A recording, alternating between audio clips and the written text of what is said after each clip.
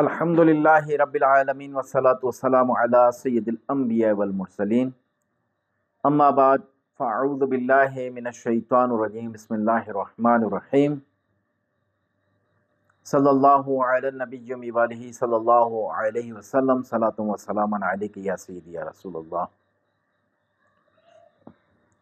ناظرین، آج جو ہے چاند کے ذریعے جو جادو کی تجدید ہوتی ہے، یعنی پھر جادو نیا اور تازہ ہو جاتا ہے، اس کے متعلق بتائیں گے کہ اس سے کس طرح نجات حاصل کی جا سکتی ہے۔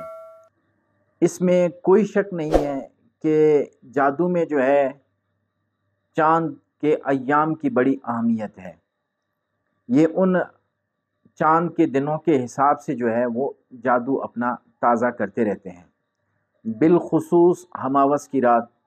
ہماوس کی رات اسے کہتے ہیں جس رات چاند نظر نہیں آتا۔ جب بالکل جو ہے وہ اندھیرا ہوتا ہے تو اس وقت جو ہے جو نیگیٹو قوتیں ہوتی ہیں وہ ایکٹیو ہو جاتی ہیں، ان میں جو ہے پاور بہت زیادہ ان دنوں میں ہوتی ہے۔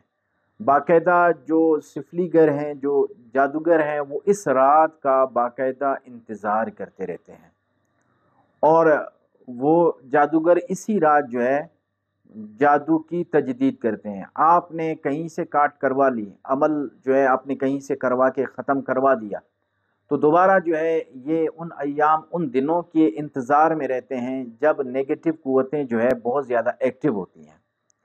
پھر جو ہے یہ اسی رات دوبارہ اس کو تجدید کرتے ہیں، نیا کرتے ہیں، جس کے سبب جو ہے دوبارہ بندے پر جو ہے اٹیک ہو جاتا ہے۔ اس کے لیے جو ہے بندہ اماوس کی رات آنے سے پہلے جو ہے اس کی کثرت کرے دعا کی، اللہم انی اعوذ بک من الخبث والخبائث۔ یہ دعا جو ہے کثرت کے ساتھ پڑھتا رہے۔ اور دوسرا جو ہے جب یہ ہماوس کی رات آتی ہے اس سے چند دن پہلے آپ نے ایک کالے رنگ کا کپڑا لینا ہے، اس کے اوپر بیٹھ کر آپ نے اعوذ باللہ من الشیطان الرجیم یہ پڑھنا ہے،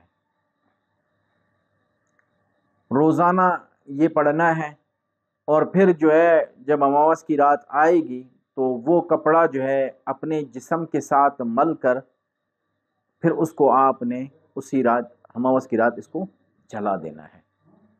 اور ہماوس کی رات جو ہے آپ نے 313 مرتبہ سورہ فلق پڑھنی ہے، قل اعوذ برب الفلق، یہ 313 مرتبہ آپ نے پڑھنی ہے۔